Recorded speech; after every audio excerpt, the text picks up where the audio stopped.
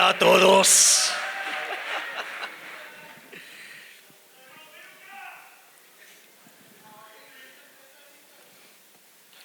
Buenas noches, ¿cómo les va? Miren, en estos minutos, pocos minutos, que me acerque hacia atrás. Te falta rock and roll. Ok.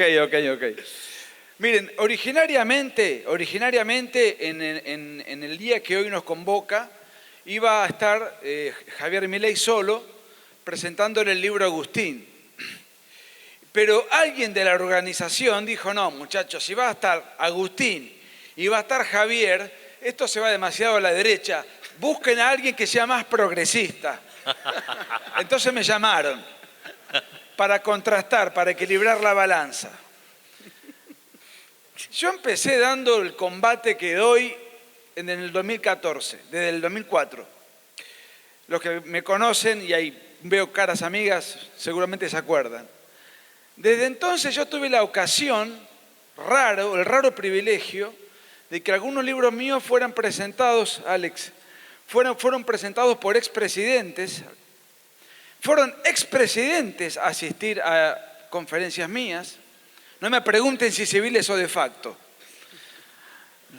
He recibido correos electrónicos de expresidentes saludando mis libros. Uno de ellos, Fernando de la Rúa, que me sorprendió mucho. Y hoy, con Agustín en Paraguay, dimos una conferencia con el presidente en ejercicio de sus funciones, delante de él, con todo un protocolo.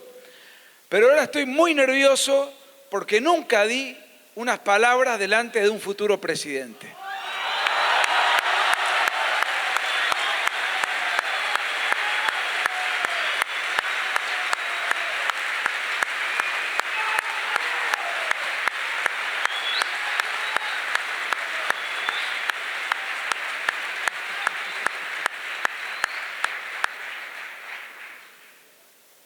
Yo esperé con tremenda ansiedad este libro, lo leí rápidamente, pero con muchísima concentración, porque además yo vi el enorme esfuerzo que hizo Agustín durante muchos años para escribirlo, porque incluso gran parte de este trabajo fue elaborado durante nuestras giras, que duraron 3 o 4 años, y yo lo veía, estábamos muertos, 3 o 4 horas de sueño diarias, y en los aviones con la lucecita nocturna, Agustín subrayando los libros. Terrible, un trabajo que le demandó 7 años. O sea que para mí era algo que me generaba una gran ansiedad intelectual. Así que volvía loco al editor para que me lo mande a Mar del Plata. Cuando me llegó el libro, ahí estaba y puse manos a la obra. Es muy difícil en pocos minutos hablar del libro. Lo único que yo puedo decir es, a ver, este libro no es un libro, en términos militaristas yo lo pongo de esta manera, no le va a enseñar al lector a empuñar el arma, a cargarla, a medir el blanco y a disparar. No es un libro para el guerrillero cultural, no es un libro para la polémica que da argumentos para retrucar los fundamentos de la hegemonía progresista. Por ahí algo de eso tuvo el libro negro de la nueva izquierda, sí tuvo, creo, mucho de eso. Pero esto no, esto es un trabajo intelectual de altísimo nivel intelectual, pero con una pluma sumamente académica, pedagógica, de alcance masivo. Lo puede leer un filósofo y lo puede leer un laburante. Inclusive es el libro más químicamente puro de Agustín, porque a mí me ha pasado, y muchos me han dicho lo mismo, cuando leen el libro les da la impresión de que escuchar la voz de Agustín. Porque hay escritores que escriben mejor de lo que hablan, hay escritores que hablan mejor de lo que escriben, y hay escritores que escriben como hablan. Y esto creo que es un gran mérito, uno de los tantos méritos que tiene Agustín. Y uno siente y percibe la voz de Agustín a medida que va avanzando en el libro. Eh, y si muchos han visto las conferencias de Agustín, Agustín toca asuntos sumamente complejos y los baja a tierra con una notable capacidad pedagógica. El libro tiene aspectos, yo diría, es un libro que el grueso del libro, yo diría que es de raigambre sociológica, la sociología está presente, pero también está presente mucho la historia, la religión, la filosofía, de la cual Agustín se ha especializado y se sigue especializando, y por supuesto la política, sobre todo la última parte del libro, diría yo, que es la más, es un raconto, que hay un hilo conductor, vamos avanzando en el tiempo, y Agustín termina con su última reflexión acerca de qué es la nueva derecha, lo que él reconoce como nueva derecha. Me quiero detener en dos aspectos, nada más. Uno tiene que ver con algo muy interesante que dice Agustín y que tiene que ver con lo siguiente. Él define al intelectual y lo divide en tres categorías. Él dice, hay un intelectual de primera categoría que es el pensador, el filósofo, el que está elaborando teorías abstractas. Ese es uno, el que elabora ideas propias. Después está el intelectual de segunda categoría, pero él no dice, no los pone en un plano jerárquico.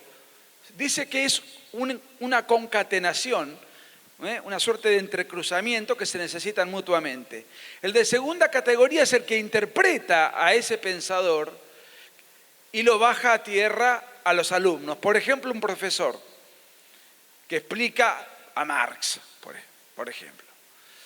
Y después está el intelectual de tercera categoría, que es el periodista, y que es el que llega a la multitud. Es el periodista, puede ser otro, pero es el que llega a la multitud, es el que amplifica el concepto masivamente. Y ahí él pone como ejemplo al periodista. Y yo cuando leía eso, y le prestaba mucha atención, me siento involucrado de alguna manera, me enganchó esa trilogía, y pensé, bueno, ¿en cuál de estos tres eslabones está contemplado y comprendido Agustín? Y yo llegué a la conclusión de que el fenómeno de Agustín Laje, un fenómeno masivo a nivel hemisférico, pero de una enorme masividad, siendo un filósofo, uno diría, bueno, está haciendo un doctorado de filosofía, se ocupa de estos asuntos, está repleto de citas de grandes pensadores de todas las épocas, los clásicos, los más modernos, estaría en el primer eslabón. Sí, pero después en sus conferencias y también en la forma de escribir, baja al segundo eslabón porque logra explicar al llano pensamientos muy complejos. Pero al mismo tiempo tiene 1.300.000 seguidores en YouTube y sus redes explotan y sus libros explotan y sus conferencias quedan en los auditorios abarrotados. O sea que llega a amplificar el mensaje como un periodista. El fenómeno Agustín Laje tiene que ver con que él está comprendido en los tres eslabones al unísono. Eso es de un talento totalmente inusual y yo diría que por eso lo digo, se lo dije a él en persona, es el mejor de todos nosotros. Es el mejor de todos nosotros. Por eso, otro aplauso para Agustín.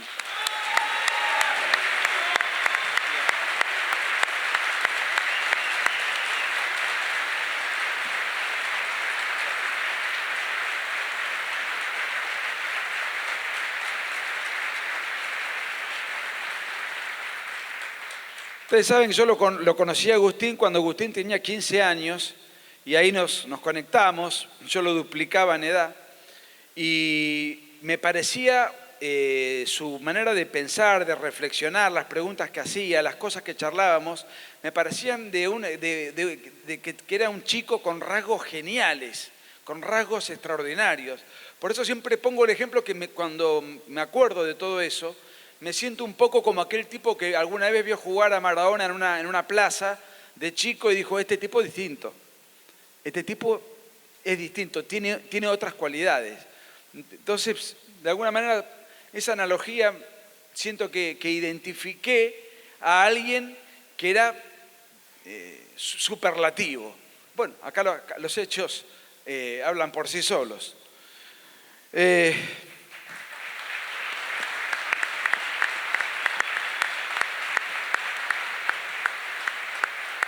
Hay un asunto que el otro día en un diálogo que tuvimos en YouTube con Agustín, de 2 horas y cuarto, sobre el libro, hay un pasaje donde él cita a Jacques Maritain, y Maritain dice que inclusive para definir la izquierda y la derecha no solamente hay cuestiones ideológicas, etcétera, etcétera, sino que hay un rasgo incluso inherente al temperamento de uno y otro.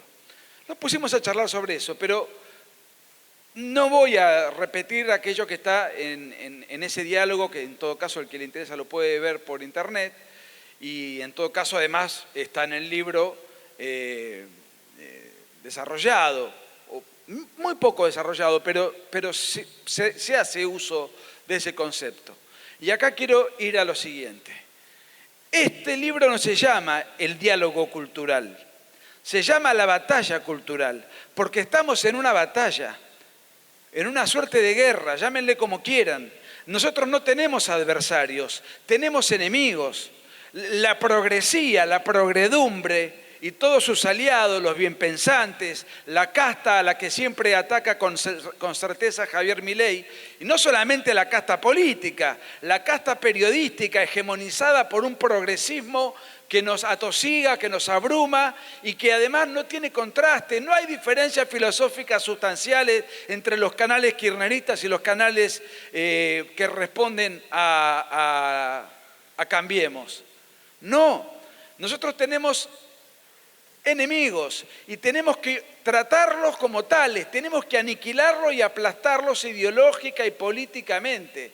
Para eso tenemos que prepararnos y tener un compromiso militante, un compromiso cívico. Nosotros tenemos que tener en cuenta que ellos, esto no es, una suerte de espacio donde debatimos ideas respetables, unos difieren de otras, estamos discutiendo temas accidentales. No, vienen por la vida, vienen por la libertad, vienen por la propiedad.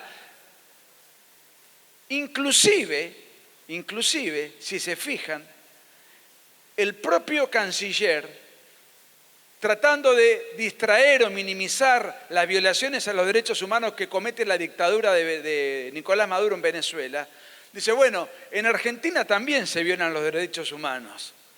Tiene razón. El otro día salió en el diario los 30.000 abortos que se hicieron durante este gobierno desde que se aprobó la ley de aborto. Y esos 30.000 muertos son de verdad, ¿eh?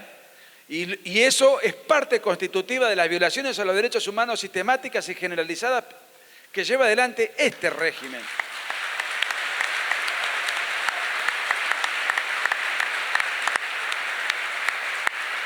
Probablemente, seguro que no lo va a mencionar, y quiero decir esto a título personal porque no quiero involucrar ni a Javier ni a Agustín, porque la falacia de asociación siempre está a la orden del día. Esto lo digo yo, lo opino yo. También se violan los derechos humanos, por ejemplo, con los 3.000 militares injustamente e ilegalmente detenidos por haber combatido al terrorismo marxista, que fue combatido por una orden y un decreto firmado por el abuelo del canciller, justamente. Miren, hacemos lo que podemos, con más éxito, con menos éxito, con más recursos, con menos recursos, pero con una notable desventaja. La civilización occidental y cristiana está siendo atacada por una embestida globalista de inspiración progresista, muy fuertemente atacada, la civilización occidental y cristiana. Y la principal el principal referente, la principal cabeza, el capitán que debería estar en la primera línea de combate defendiendo la cristiandad, y eso sería de gran apoyo, se dedica a mandarle cartas de elogio a Hebe de Bonafini. Es muy difícil poder llevar adelante una batalla con tantos inconvenientes adentro, ¿verdad? Finalmente, los quiero instigar a lo siguiente, para ir concluyendo. El libro de Agustín es un éxito internacional, es un éxito en Argentina, es un éxito en todos los países donde ha sido editado, por lo menos en todos los países de habla hispana. Y es impresionante las colas de gente comprándolo y luego pretendiendo sacarse la foto con Agustín, que Agustín siempre accede hasta la última foto, aunque fuese a las 3 de la mañana, el fin de la petición, de la pretensión, de las pretensiones de los lectores. Pero yo me pregunto, ¿después lo leen al libro? Porque es importantísimo tomarse ese esfuerzo diario, porque uno tiene el libro, tiene al autor, se saca la foto, entonces empieza a leer el libro por entusiasmo.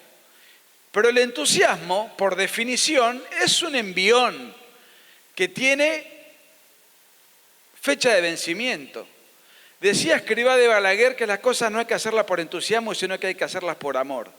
Y en este caso yo digo, ¿por amor a quién? Bueno, podemos discutirlo, pero por empezar, por amor propio. Lean el libro, no lo compren solamente. Léanlo hasta el final. Se van a ver enriquecidos, se van a ver enaltecidos intelectualmente, culturalmente. El bagaje intelectual que van a adquirir es notable. ¿Qué es la batalla cultural? ¿Por qué hay que darla? ¿Cómo era antes? ¿Cómo es ahora? ¿Cuáles son las trampas? ¿Quién está detrás de estas embestidas y de estas agresiones que se presentan como imperceptibles e indoloras? Lean el libro en su completitud. Hay una frase que me gusta repetir, que es de Goldschmidt. Goldschmidt decía, no sé si Dios existe, pero hay que obrar como si existiera. Bueno, mutatis mutandis. Yo no sé si vamos a ganar la batalla cultural, pero tenemos que obrar como si la pudiésemos ganar. Muchas gracias.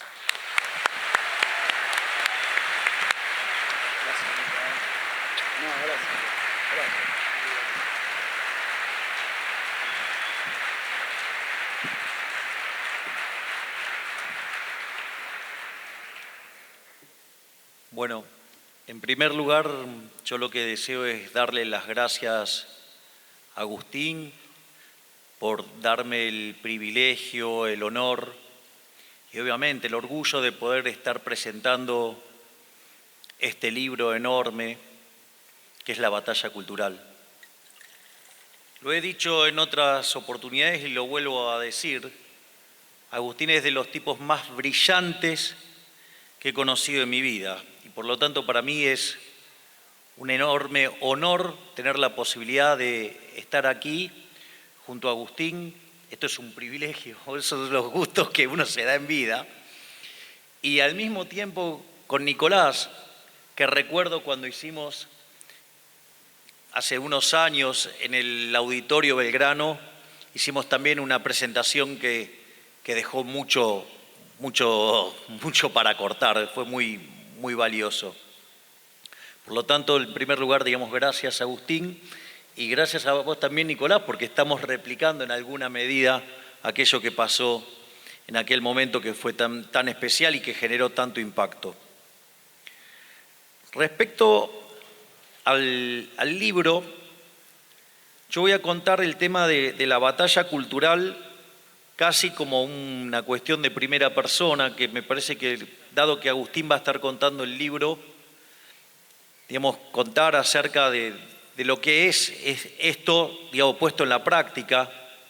Veo ahí en la primera fila, la vi por algún momento, a mi compañera de banca y digamos, con la diputada Victoria Villarruel.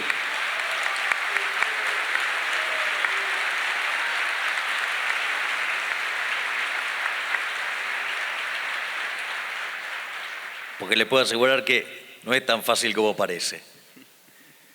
Pero al margen de cualquier otra cuestión, lo primero que, si nosotros queremos revertir este resultado,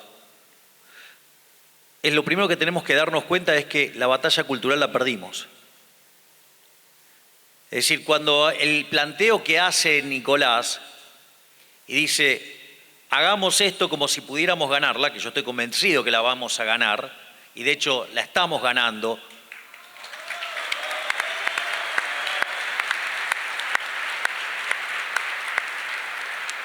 Es muy importante también saber de dónde partimos, saber que la batalla cultural nosotros la perdimos.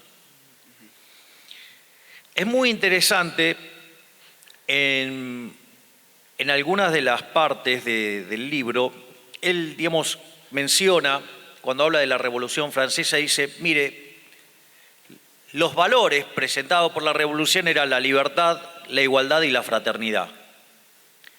Esto que parece una cosa muy simple, ese párrafo para mí tiene un valor fenomenal a la luz de la batalla cultural, porque dice, de la idea de la libertad se desprende el liberalismo.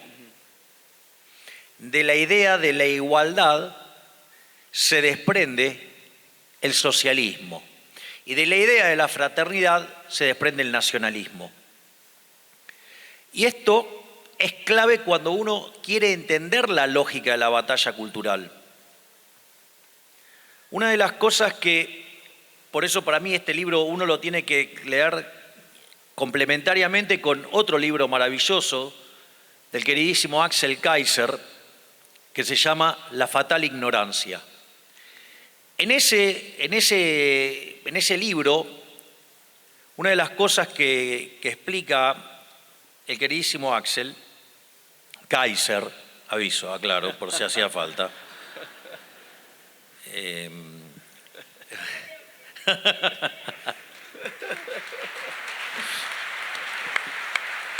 una de las cosas que señala es que los resultados del modelo económico chileno eran impresionantes.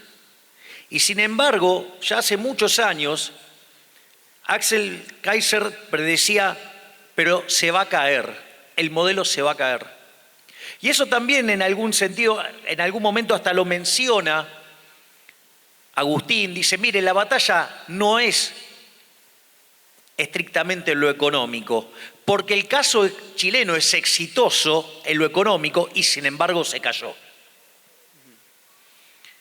Entonces, uno debería explorar, lo explora Kaiser, lo explora Lage. Lo interesante del libro de Lage es, porque Axel Kaiser dice, hay que dar la batalla cultural. Bueno, acá está cómo darla, por decirlo de alguna manera, porque están los fundamentos. Es decir, es un libro que a ustedes les va a permitir comprender la lógica del debate y de la discusión. Y en ese sentido, ya lo empiezo a traer más cerca, como lo primero que hay que tener en cuenta es que ellos llevan muchos años en esto, haciendo esto. Concretamente, cuando se cayó el muro de la vergüenza, que en realidad fechar en ese momento la derrota del socialismo sería un error. Sería un error imperdonable, porque en realidad el socialismo se cayó el mismo día que empezaron a construir el muro en el 61, no cuando se cayó en el 89.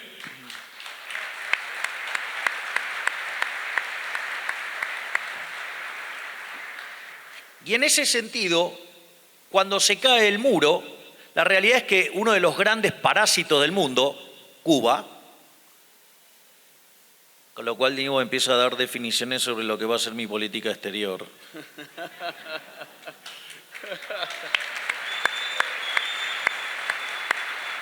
En ese sentido, necesitaban alguien a quien parasitar.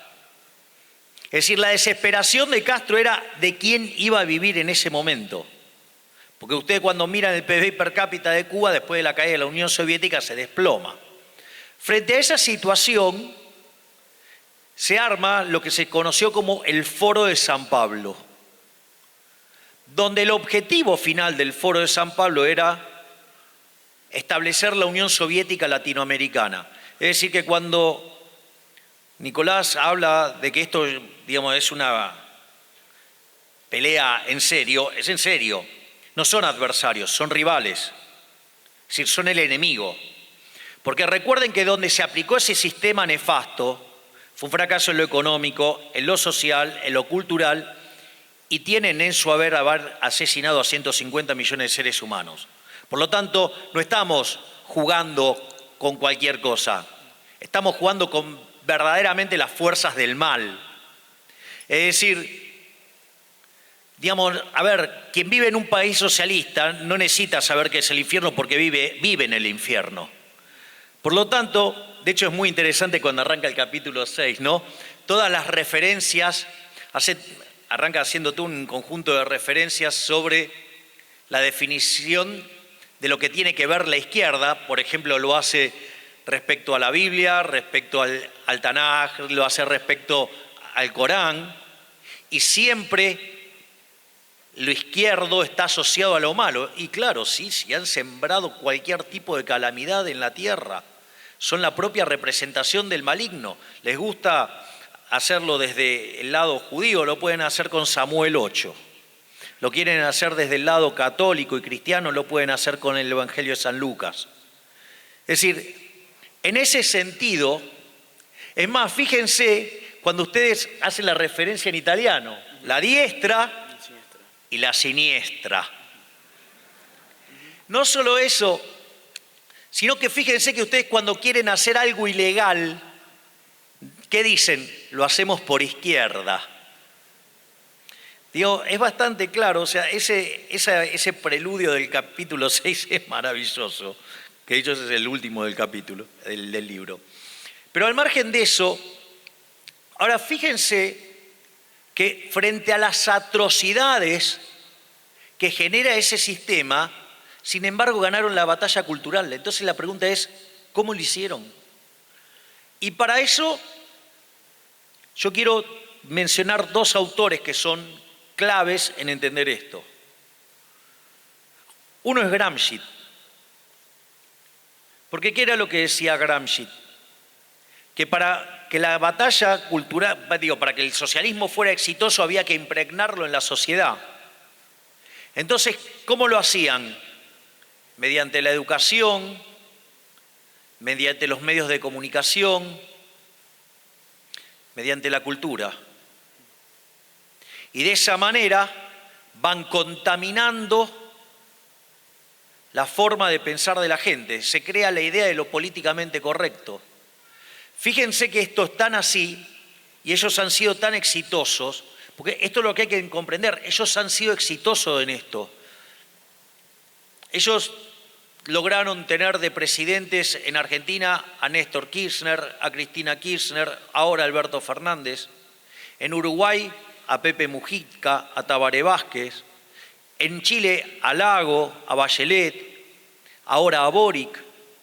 En Perú lo tienen a Castillo, en Venezuela a Chávez, ¿sí? Y a Maduro, Lugo en Paraguay, Evo Morales, ¿sí? en Bolivia y López Obrador en México. Es decir que, pero que, digamos, uno lo que tiene que ver es que hay un trabajo previo. Y eso eran 3 etapas, ellos las tienen bien definidas. A veces los menciono en pasado porque hoy es el Grupo Puebla. Pero lo interesante de eso es que son 3 etapas y están muy marcadas además. La primera etapa tiene 90% batalla cultural y 10% es meterse adentro del Estado para poder conseguir recursos.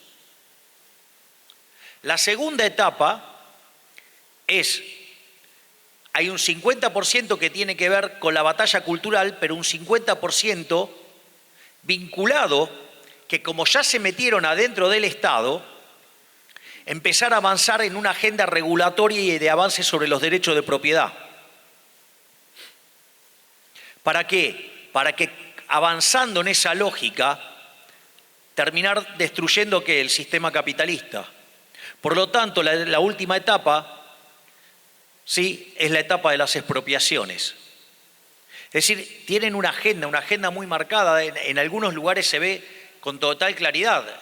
El mejor ejemplo es Venezuela. Venezuela a mediados del siglo XX era de los países más ricos del mundo. Digamos, hoy, gracias al socialismo, lograron, por ejemplo, que les falte petróleo y que el 96% de los venezolanos sean pobres y el 86% o el 80% indigentes. Una maravilla el socialismo, donde va es un desastre. Genera hambre, genera violencia, genera cosas espantosas. Ahora entonces, fíjense lo brillante que fue esta metodología de Gramsci, que un sistema tan espantoso, y a pesar de la caída del muro, en 2 etapas, aún así lograron imponer las ideas. Digo, hay que reconocerles ese logro. Si no reconocemos ese logro, estamos en problema. Y lo que hace Agustín es de plantarse y enfrentarlos de una. Es decir, no hay rodeo, se llama la batalla cultural, ¿sí? Le plantea los elementos. Y entonces ahora yo me quiero focalizar en lo que es el debate, que es el que históricamente he venido dando y voy a seguir dando, que es lo que tiene que ver en la discusión entre liberalismo y socialismo. Es decir, entre el capitalismo de libre empresa y el socialismo real, que es el comunismo, porque no se dejen engañar, cualquier solución intermedia es inestable y tiende a socialismo. Que es decir, entonces, esta supuesta pelea entre lo que es la igualdad y lo que es la libertad. Y si ustedes se fijan, después de la caída del muro, a la luz de los abrumadores resultados, la izquierda no hace un planteo en lo económico. En el único lugar donde se discute, digamos, en la economía es acá. Es decir, al único que se le ocurre decir que la Unión Soviética fue un éxito es a la izquierda, acá, nada más. O sea, a nadie se le ocurre decir semejante disparate. Con lo cual acá tenemos alguna ventaja, porque, digamos, la izquierda acá no puede sumar ni con una abaco, no hacen un cero, digamos, ni con un vaso. Entonces, digamos, alguna cosa es tan simplificada porque hay que empezar a discutir los datos acá, o sea, para que vean lo atrás que estamos. Pero, digamos, en el mundo civilizado, una de las cosas, ellos no plantean la cuestión de la superioridad cuantitativa. Es decir, a nadie se le ocurre cuestionar que aquellos países que son más libres son 8 veces más ricos que los reprimidos, ni que tienen 25 veces menos de pobre en el formato estándar y 50 veces menos en el formato extremo, que los que están en el decil más bajo están mejor en el país libre, no solo 11 veces mejor que su par en el país reprimido, y digamos, o sea, mejor que el 90% de la población. Digo, eso no está en la discusión. Es una discusión que la verdad es increíble, se da acá nada más. Ellos lo que hacen es cuestionar que el sistema sea justo. Es decir, el eje fundamental pivotea sobre un falso altruismo con la idea de la igualdad, y lo que se plantea que el capitalismo es un sistema injusto. Por eso es muy importante un libro de Israel Kirzner que se llama Creatividad, Capitalismo y Justicia Distributiva, porque una de las cosas que hace Israel Kirzner en ese libro dice: la superioridad en el plano cuantitativo es innegable, pero si el sistema es injusto, no merece ser defendido. Y en ese sentido, lo que se plantea es una suerte de trade-off donde, si ustedes quieren, la derecha, ¿sí?, o los palios libertarios, ¿sí?, o si ustedes quieren los liberales, pero que entienden que el mundo tiene restricciones, lo que sucede ahí es que pareciera que de acá está la gente que no tiene alma, que no tiene corazón, ¿sí? Y que lo único que le importa es la eficiencia. Y que ellos en realidad son los que tienen sentimientos, los humanos, ¿sí? Y que, digamos, entonces son altruistas siempre con la ajena, no con la propia, eso nunca se olviden. Entonces, en ese contexto es como que el debate se plantea en torno a si el sistema es justo o no. En el fondo es una discusión sobre igualitarismo, que ahí hay también otro muy buen libro de Axel Kaiser que se llama La tiranía de la igualdad. Entonces, lo que uno tiene que hacer es discutir si el sistema verdaderamente es o no es justo. Y la realidad es que cuando uno empieza a llevar esta discusión y la lleva al límite, al menos desde el lugar donde yo tengo ventajas comparativas y desde donde yo, digamos, la pude ir empujando, es que cuando ustedes llegan al final del camino de toda esta discusión, piensen que yo soy economista, terminan chocando con un problema de la teoría del valor, donde los socialistas abrazan la teoría del valor trabajo o alguna teoría objetiva más cercana en el tiempo y la teoría subjetiva del valor. La realidad es que la teoría objetiva del valor, la teoría del valor trabajo fue aniquilada por la teoría económica a partir de la obra de Menger de 1871, la obra de Gibbons, la obra de Walras. La evidencia, es más, el propio Eugene von Fombaberg escribe un libro que se llama La conclusión del sistema marxiano y demuestra todas las falacias del sistema y que el sistema está condenado a fracasar. Por lo tanto, digamos, fue derrotado en la teoría y fue derrotado en la práctica. La evidencia empírica mostró que el socialismo es un error teórico y un error práctico. Entonces la pregunta es si frente a la evidencia teórica, frente a la evidencia empírica, ¿por qué esta gente sigue abrazando estas ideas?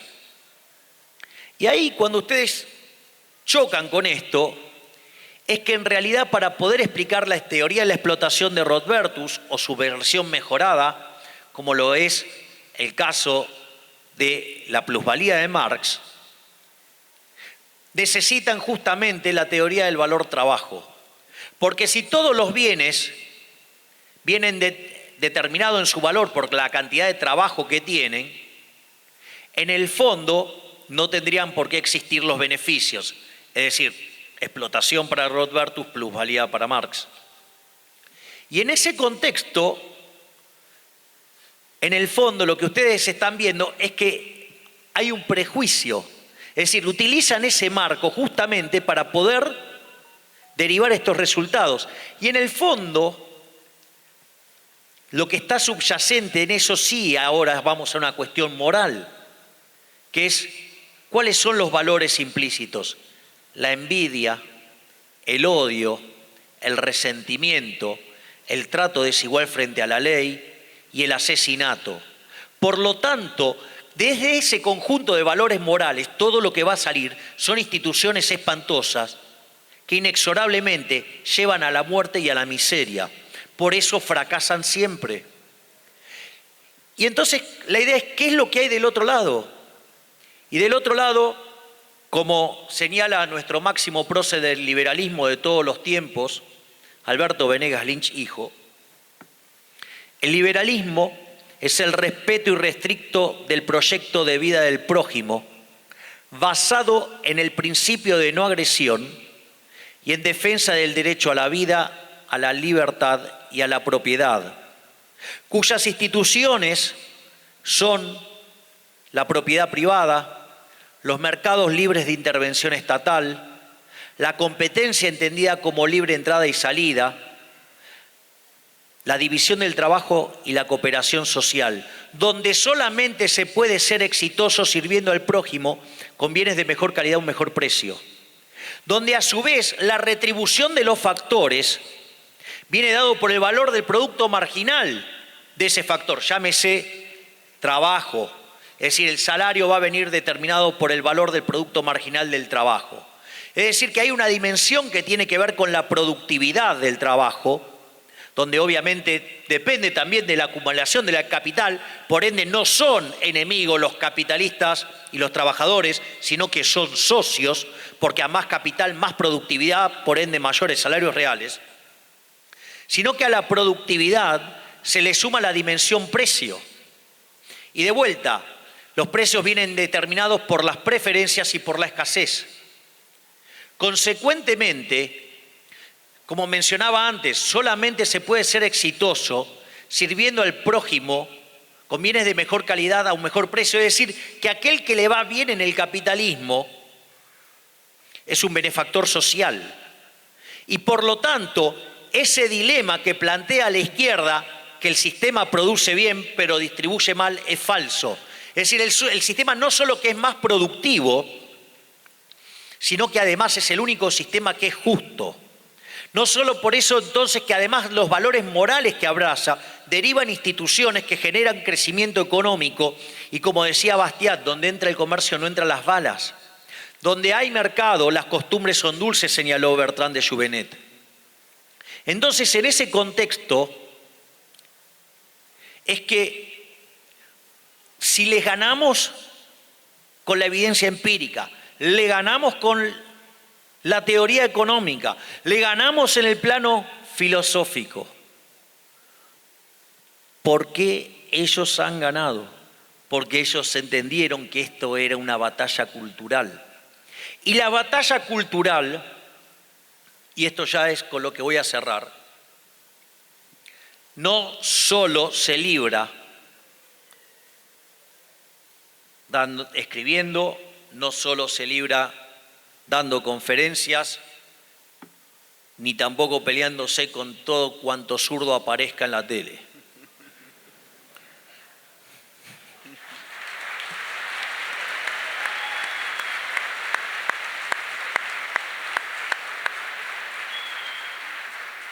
Si esa batalla cultural no tiene una parte en la política real, nos van a llevar puestos. Porque ustedes le pueden ganar todos los debates, pero después hacen adentro de la Cámara lo que se le da la gana. Fíjense qué interesante, porque el punto es dos reflexiones. Una es, mire, les voy a contar algo. Miren, la hinchada de Argentina es maravillosa. Grita, color, todo lo que quieran. Pero ¿saben qué? Los goles los hace Messi. Si ustedes ponen la pelota en la mitad de la cancha y se ponen a gritar, por más fuerte que griten, la pelota no se mueve. O cuando llego a la cancha a ver a Boca, los goles lo hacía Palermo. Pero digamos... Pero al margen de eso, no subestimen la batalla cultural. No subestimen también la interacción con la política, porque ustedes pueden seguir dando la batalla cultural con su testimonio de acciones en la política. Y eso es lo que venimos haciendo regularmente con Victoria desde la Cámara. Hemos planteado el problema de la política como una cuestión moral. En cada una de las votaciones que tuvimos que hacer, enfrentamos y planteamos el tema desde una cuestión moral. Y lo primero que dijeron es, bueno, déjalos que entren en la Cámara, total, se van a diluir y van a desaparecer. Y sin embargo, cada vez que viene una votación, se arman unos escándalos de novela, porque están descubriendo que los malos son efectivamente malos, pero los que se vendieron como buenos son más malos que todavía los malos. Por lo tanto, quiero invitarlos a todos a dar la batalla cultural, pero no solo en el plano de las ideas, háganlo también en el plano de la política, porque si no los zurdos nos van a llevar puestos. ¡Viva la libertad, carajo! ¡Viva la libertad, carajo! ¡Viva la libertad, carajo!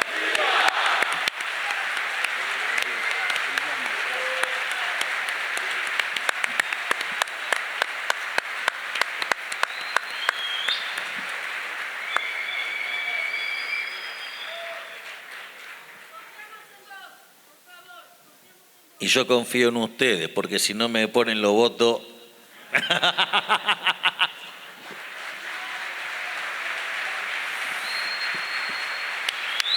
De nada sirve que me digan que son muy lindas las cosas que digan y después votan a los empleados del socialista.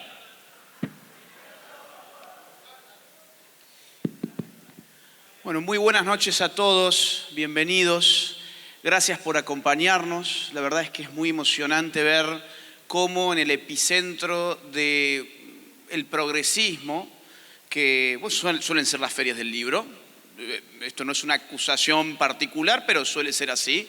El libro ha sido un instrumento hegemonizado por los sectores progresistas y sin embargo hoy la derecha está copando la feria del libro, gracias a todos ustedes.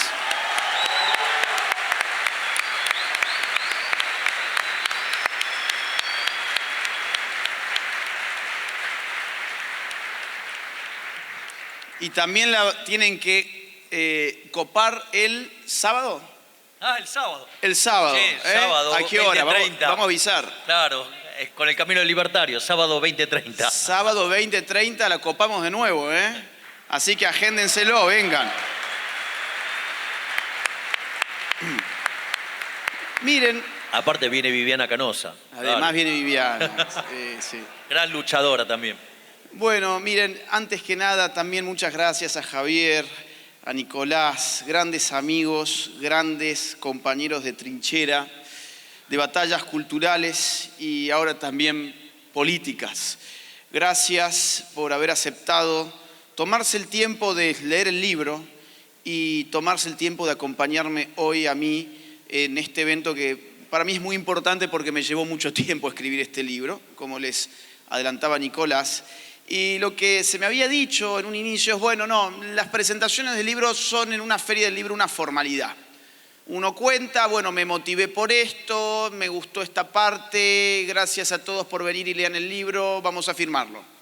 ¿Y saben qué pasa? Yo estoy tan poco en Argentina y lamentablemente hago pocas cosas en comparación con las que me gustaría hacer en Argentina, que no quiero que esta presentación sea eso.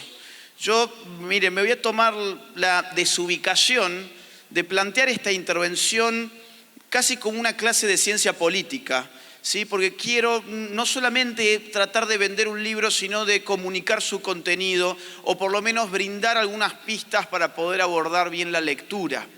Yo no voy a hablar evidentemente de los 6 capítulos del libro, voy a hablar un poco del primero y un poquito del último. Es decir, voy a tratar de conceptualizar la batalla cultural y voy a tratar de aplicar eso a un fenómeno que entiendo que está surgiendo en muchos lugares del mundo y que podemos ponerle el nombre que ustedes quieran ponerle, pero yo le puse nueva derecha. Eso está frente a discusión, yo no tengo problema. A mí me importa describir el fenómeno. Claro, yo desde el año 2013 más o menos empecé a notar que muchos sectores de lo que podríamos llamar las derechas, porque no existe la derecha ni existe la izquierda, existen las izquierdas y las derechas, ocurría que empezaban las derechas a hablar de batallas culturales. Teníamos a los libertarios hablando de batalla cultural. Teníamos a sectores conservadores hablando de batalla cultural, sectores patriotas hablando de batalla cultural, los tradicionalistas hablando de batalla cultural. Y yo me preguntaba, está excelente el término, es gramsciano además, y uno tiene que aprender de aquellos que aprendieron de su propia derrota, porque Gramsci fue un pensador del fracaso, igual que la Escuela de Frankfurt fueron pensadores del fracaso, y si nosotros hemos fracasado, como yo coincido con el diagnóstico de Javier, hemos fracasado, pero la política es una dimensión contingente, es decir, las cosas pueden cambiar. Es la dimensión contingente más notable de la vida humana. Las cosas pueden cambiar, el problema es hay que hacer algo para que cambien. Entonces, cuando los pensadores marxistas empiezan a fracasar, ahí nomás, por ejemplo, cambian su estrategia y elaboran conceptos. Porque el concepto te permite pensar. El hombre es un animal que piensa a través de las palabras y las palabras son fundamentales. Ahora, yo necesito saber qué significan esas palabras para saber qué estoy haciendo. ¿Qué significa la batalla cultural? Imagínense ustedes que a mí me dicen, vamos a jugar al fútbol. Sí, vamos a jugar al fútbol. Llegamos todos a una cancha de fútbol. Bueno, ¿y qué es el fútbol? ¿Cómo vamos a jugar al fútbol si no sabemos qué es el fútbol? ¿Cómo vamos a dar la batalla cultural si no sabemos qué es la batalla cultural? Eso fue lo que me motivó a mí a empezar a pensar e indexar, digamos así, este libro ya en el año 2014. El título estaba puesto desde entonces, varió mucho su contenido. Tuve que ir frenando su trabajo, es decir, fue un trabajo muy interrumpido, ¿sí? Son muchos años pero interrumpidos. Y después la pandemia me ayudó a liberar muchos compromisos de viajes y a acelerar y poder concluir esta obra. Yo quiero entonces empezar con 2 o 3 apuntes sobre el primer capítulo del libro que precisamente plantea el problema conceptual. Insisto, importa esto, porque sobre tu definición de batalla cultural se va a desplegar tu acción de batalla cultural. ¿Qué es? Vamos a ver, esto chicos no me está funcionando. Si me pueden ayudar, si no. Igualmente esto es ilustrativo, ¿sí? ¿Qué es la batalla cultural?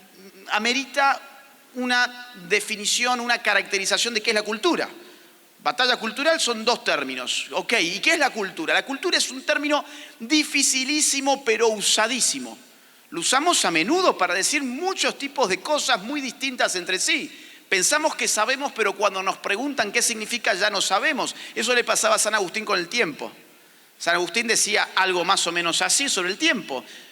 Cuando no me preguntan qué es el tiempo, sé qué es el tiempo, pero cuando me lo preguntan, ya no lo sé. ¿Qué es el tiempo? Hablo todo el tiempo del tiempo. Tengo tiempo para esto. ¿Cuánto tiempo dura aquello? ¿Qué hago en mi tiempo libre? Todos sabemos qué es el tiempo, pero a ver, definímelo. Está difícil. Con la cultura pasa lo mismo. Yo cito un libro de Oxford donde se compilan más de 200 definiciones de cultura. Y yo me he tomado el trabajo de decir, bueno, acá hay en verdad 3 grandes acepciones, ¿sí? Vamos una y otra, por favor, si me ayudan con... A ver, ahí está. Hay 3 grandes acepciones, hay 3 grandes conjuntos de definiciones de cultura. La palabra cultura empieza a utilizarse con frecuencia en el marco de la filosofía ilustrada. Estamos hablando del siglo XVIII. Cultura remite en ese contexto al cultivo, viene de colere. La agricultura, ¿qué es? Es el esfuerzo que hacemos sobre la tierra para que rinda fruto. ¿Y qué es la cultura? Bueno, la cultura es el esfuerzo que hacemos sobre el espíritu humano para desarrollar sus facultades, su inteligencia, su voluntad, sus formas, su gusto. Para los ilustrados, para Kant, por ejemplo, la cultura constituía una jerarquía. ¿Hay personas más cultas que otras? Sí, porque han desarrollado mejor esas facultades, se han cultivado mejor, de la misma forma que hay una mejor cosecha que otra. Esa acepción de cultura, que ya tiene sus siglos, la seguimos usando hoy. Por ejemplo, cuando decimos Juancito es muy culto, nos imaginamos a Juancito leyéndose los libros de Javier Milei y de Nicolás Márquez, por ejemplo, ¿no? Nos imaginamos un tipo que está comprometido con el desarrollo de su inteligencia, por ejemplo. Y cuando decimos Pedrito es muy inculto, bueno, nos imaginamos a un tipo que está las 24 horas jugando al PlayStation, ¿no? Ahí, acabando su vida en un videojuego. Ahora, en el siglo XIX, yo qué les quiero mostrar, que llega hasta el día de hoy esto. En el siglo XIX, la antropología empírica va a traernos una noción muy distinta de cultura. ¿Quiénes son los antropólogos? Son esos tipos, generalmente de Europa en ese contexto, que salen a explorar sociedades primitivas, exóticas incluso. Y empiezan a ver, mirá, estos tipos tienen otros hábitos, otras costumbres, otras creencias, otro arte, otra arquitectura. Todo esto es muy distinto. Bueno, vamos a llamarle cultura a todo aquello que no depende de una herencia biológica. Todo aquello que no está dado por naturaleza y está hecho por el hombre, vamos a empezar a llamarlo cultura y la sociología toma esa acepción de cultura.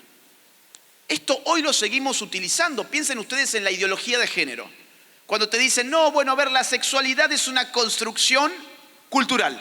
¿Qué te están diciendo? La sexualidad no tiene ninguna base biológica, sino que depende de un sistema cultural que la construye, pero la cultura es a su vez construida.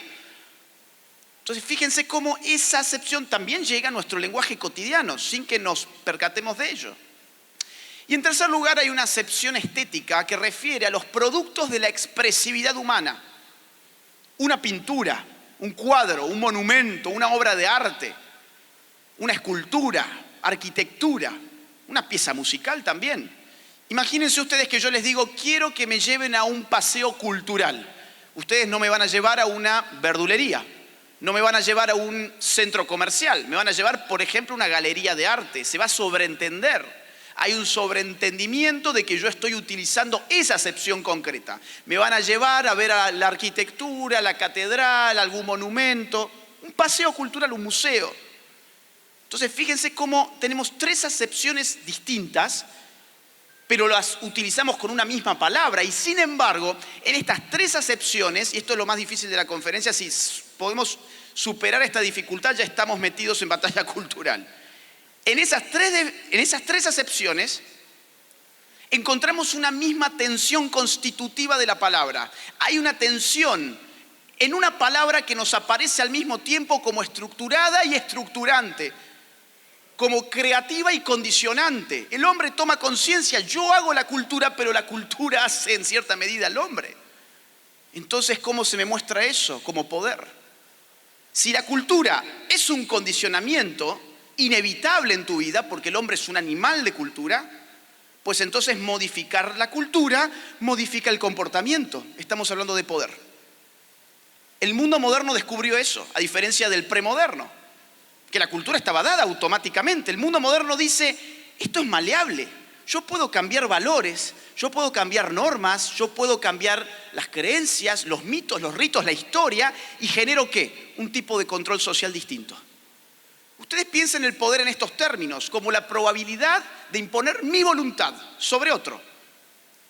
Yo aumento esa probabilidad de acuerdo al tipo de fuente de poder que yo utilice. Vamos a suponer, tengo acá un arma, perdón Karina que te ponga como ejemplo, pero te tengo al frente justo. Digo, yo quiero que Karina Milei haga esto. Y Karina está desarmada. Impongo mi voluntad, aumento mi probabilidad de que Karina cumpla mi deseo de hacer X. ¿Por qué? Porque yo estoy armado y ella no. Y ella quiere conservar su vida. Yo tengo un poder armado sobre ella. O yo bien puedo decir, mira, Karina, ¿sabes qué? Tengo acá $100.000 y quiero que hagas X. Yo estoy aumentando mi probabilidad. No digo que ella lo vaya a hacer o no, ella puede morir, por ejemplo. Vamos a suponer, por Dios, ¿no? Yo quiero que blasfeme y ella tiene mucha fe. Bueno, ella está dispuesta, digamos, yo no pude cruzar eso. No, igual una nota de color, a las valijas ya les ganamos.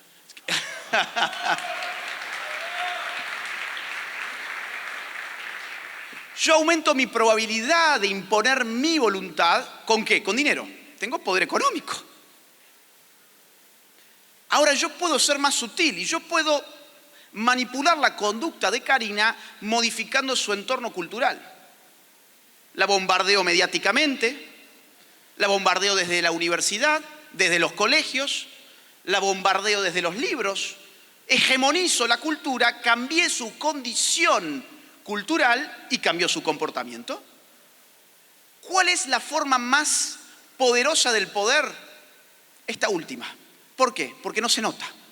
El poder es más poderoso cuanto menos se nota. El poder es más poderoso no cuando te pone una pistola en la cabeza porque vos sabés que estás siendo oprimido. El poder es poderoso cuando no se nota, cuando te acaricia, cuando te incluye. Entonces, cuando se entiende esto, ya empieza a entenderse por qué la cultura importa tanto, porque es el mecanismo más aceitado del poder en nuestro mundo contemporáneo, para cuya estructuración depende de un hinchazón cultural sin precedente en la historia humana. Hoy todo es cultura. La cultura fluye a través de redes sociales, a través de las pantallas, a través de internet, a través de los medios de comunicación. Nunca hemos estado tan sujetos a un mundo enteramente cultural hasta tal punto que hemos negado nuestra naturaleza y queremos salvar la otra. Es paradójico. Hemos negado la naturaleza humana, pero queremos salvar la Pachamama. Queremos rendirle pleitesía a Greta Thunberg. Entonces, la batalla cultural va del poder. La batalla cultural es política. porque atiende a las magnitudes específicas del poder hoy. La batalla cultural tiene tres características, que yo creo que cuando aparecen ya podemos decir estamos frente a batalla cultural. Voy a ir bien rapidito. Primera característica, el medio y el fin coinciden. Y el medio y el fin se llaman cultura. Claro, ¿cuál es el fin de la batalla cultural? Pues la cultura, el dominio de elementos culturales. ¿Cuáles son esos elementos culturales? Bueno, creencias, normas, costumbres, historias, ritos, lenguaje. Esto lo saben perfectamente nuestros adversarios, por eso están tan desesperados por incluso modificar el lenguaje. La batalla cultural va a esos puntos, pero no lo hace con un arma ni comprando necesariamente como habíamos dicho recién. Lo hace a través de los vehículos culturales. ¿Cuáles son los vehículos culturales? Los hemos mencionado también. Medios de comunicación, redes sociales, escuelas, universidades, think tanks, iglesias, familias, los vehículos de la socialización primaria, secundaria, donde la cultura se crea y se reproduce o se niega. Entonces, en la batalla cultural, fin y medio coinciden. Yo quiero dominar la cultura a través de la cultura. Yo quiero dar un combate sobre la cultura con cultura, no con armas. Porque eso sería ya una batalla armada, muy distinto. Segundo punto, en una batalla cultural se juega un fin de magnitud, un cambio de paradigma, hay un conflicto de magnitud. Claro, podemos decir, hay una cierta rivalidad en todos los países entre la capital federal y la gente del interior, por el acento, por las normas, por las costumbres. Sí, pero eso no es una batalla cultural. Ah, pero hay un conflicto cultural, sí, pero no es de magnitud. De ese conflicto no depende el poder. Ah, pero también hubo un conflicto entre la música electrónica y el rock. Y eso es un conflicto cultural. Sí, es un conflicto cultural, pero no es un conflicto, digamos, que tenga consecuencias sociopolíticas. Por lo tanto, ahí no hay una batalla cultural. Y en tercer lugar, la batalla cultural tiene siempre un componente de conciencia. ¿Qué significa esto? Que dar una batalla cultural es saberse dándola. Dar una batalla cultural es saberse dándola. Yo no la doy así, digamos, en el vacío. Yo tengo una estrategia, tengo tácticas, hay liderazgos, hay plazos. Piensen ustedes en la Agenda 2030 de la ONU. Eso es batalla cultural pura y dura. ¿Cuándo la escribieron? En el año 2017. ¿Por qué se llama 2030? Porque es el plan de ingeniería política, económica y cultural que tiene Naciones Unidas para cumplirse más tarde, según ellos, en el año 2030. Hay plazos, hay un plan, hay un proyecto. Si estos tres elementos aparecen, podemos hablar de batalla cultural. Esa es la propuesta del libro. Vamos a la próxima. Vamos a la próxima, por favor. Por ahora me voy a hacer un análisis muy rápido, ¿sí? Porque no quiero tampoco agotar con el tiempo. Pero voy a hacer... Ok. Miren, algo Javier adelantó. ¿Qué ha pasado con las izquierdas y las derechas en la batalla cultural? La verdad es que las izquierdas lo han entendido hace más o menos un siglo. Gramsci, estamos hablando de sus cuadernos de la cárcel a fines de la década del 20, del siglo pasado. ¿Sí? Nosotros estamos hablando hoy acá, esto en el año 2022. Pero no importa, es decir, llegamos, empezamos. ¿Qué es la izquierda? ¿Qué es la derecha? Término dificilísimo en la filosofía política. Dificilísimo. Yo creo que la mejor forma para entender esto, y es la propuesta del libro, es la siguiente. Derecha e izquierda equivalen a conflicto social y armonía social. La izquierda es una máquina de agudizar conflictos sociales que dependen de una noción muy curiosa que tienen las izquierdas, y es que toda desigualdad engendra una jerarquía y toda jerarquía engendra opresión. Y la derecha, ¿qué dice? No, oiga, a ver, primero que nada, no toda desigualdad engendra una jerarquía, y en segundo lugar, no toda jerarquía es una opresión. La jerarquía puede estar al servicio orgánicamente de esa misma relación social. Ejemplo, un padre y su hijo. ¿Hay poder ahí? Sí, claro. ¿Hay desigualdad? Sí, claro. Uno tiene poder, el otro no, hasta tal punto que cuando el niño supera la mayoría de edad decimos se emancipó. ¿Cómo leería esa desigualdad un izquierdista? Diría, bueno, ves, como hay desigualdad, hay jerarquía, y como hay jerarquía, el padre es el opresor y el hijo es el oprimido. ¿Y qué diría la derecha? Hay una jerarquía, pero esa jerarquía es valiosa, porque es funcional, porque está puesta al servicio del propio niño que necesita de esa autoridad en ese momento específico de su vida. Y lo mismo podemos decir del capitalista, que Javier Milei lo dijo recién, con su empleado. ¿Hay una jerarquía? Bueno, claro que sí. ¿Hay desigualdad? Claro que sí. La desigualdad es inevitable. No hay sociedad igualitaria, ni siquiera las comunistas. Es imposible. Imagínense ustedes que, no vamos a la sociedad. Acá somos más de 1000 personas. Imagínense que yo digo, voy a ser la autoridad de este lugar, la autoridad política, voy a expropiar a cada uno de ustedes, yo voy a quedar con todo ese ingreso, pero efectivamente lo voy a repartir igualitariamente. Y realmente nos voy a igualar a todos nosotros. Voy a ser además un comunista bueno. Es decir, voy a hacer bien mi trabajo, no me voy a quedar yo con nada. Lo voy a simplemente ejecutar. Y cada uno de ustedes va a salir hoy con el mismo dinero que el que tienen al lado, en el bolsillo. Basta 5 minutos para que esa relación igualitaria se desplome.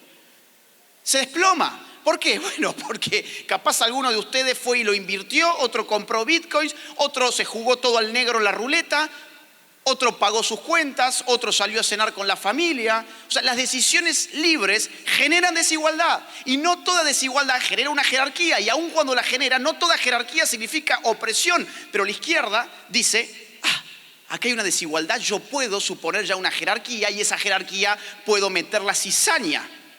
Hombres y mujeres, somos desiguales, meto mi cizaña.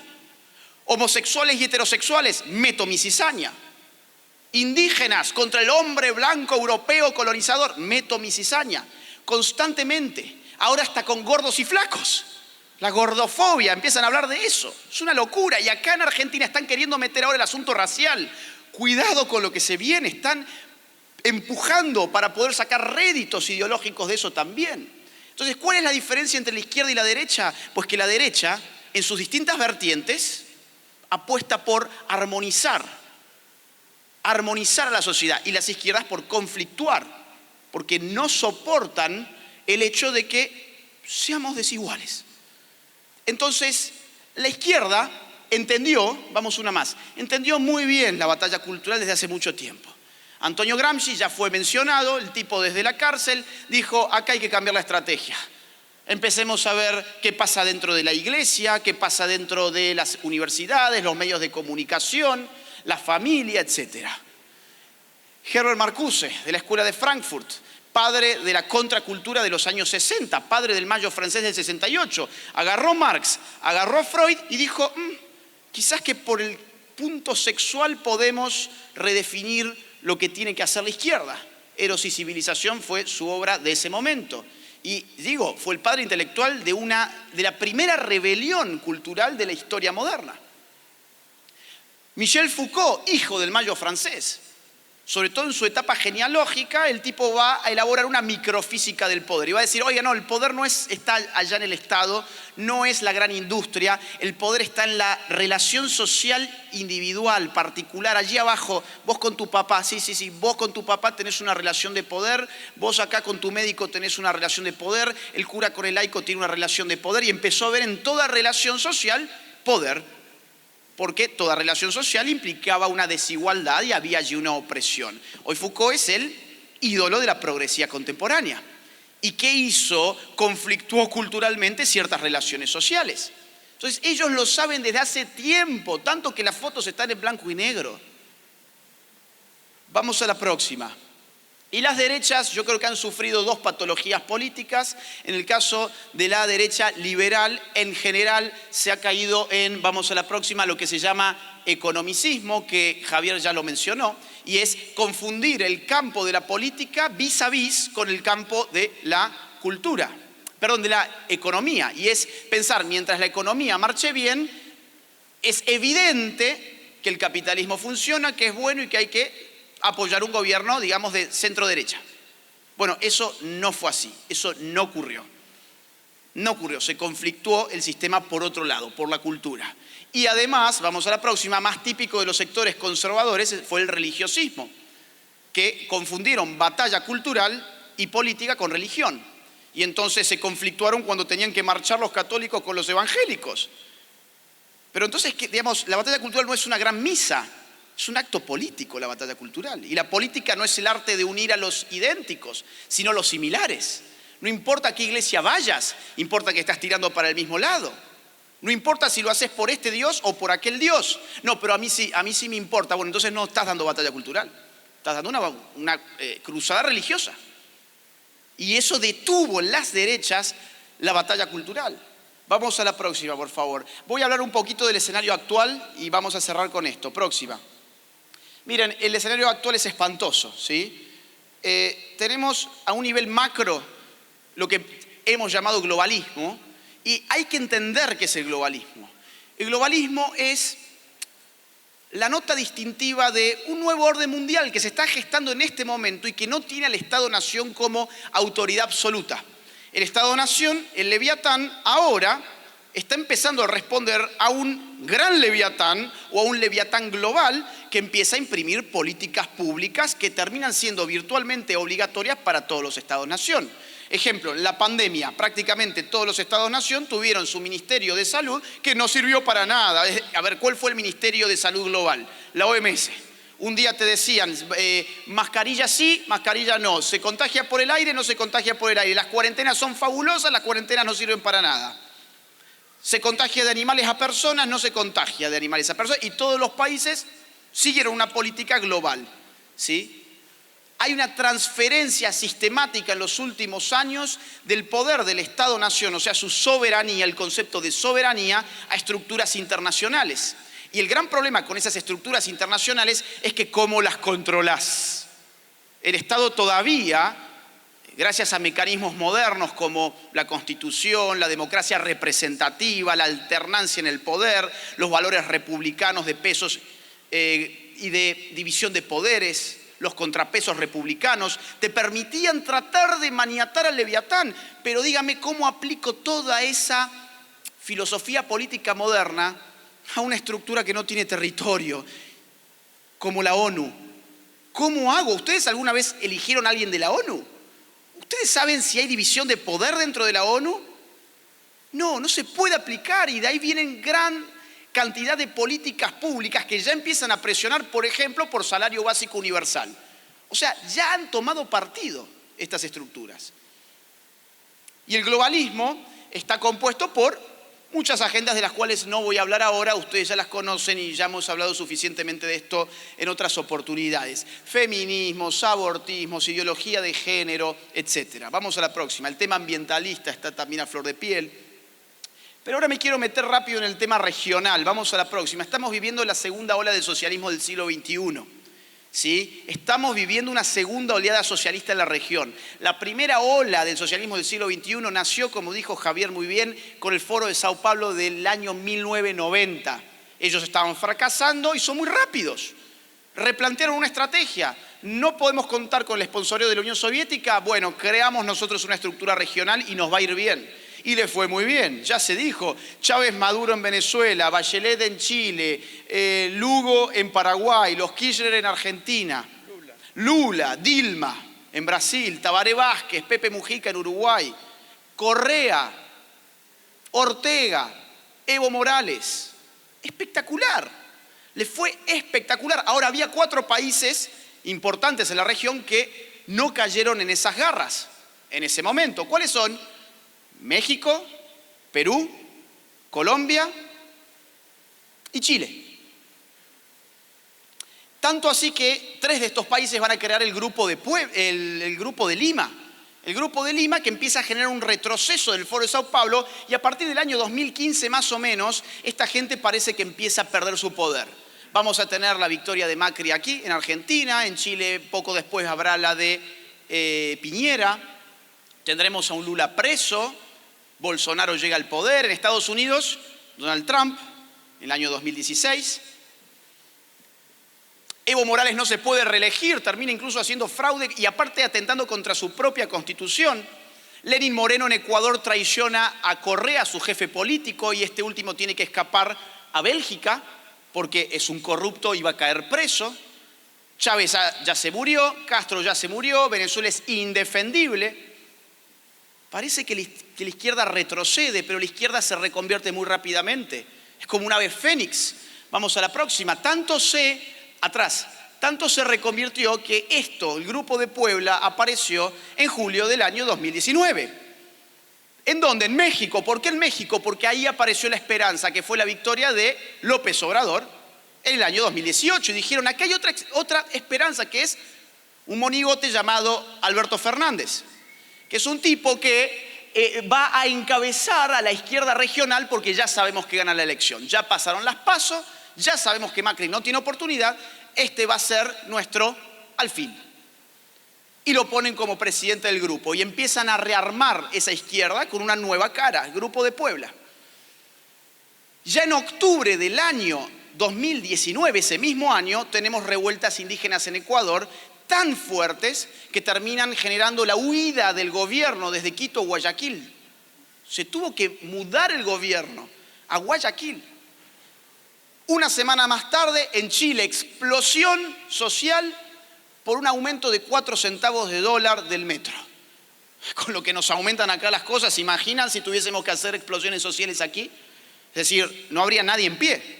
Pero allá explotó.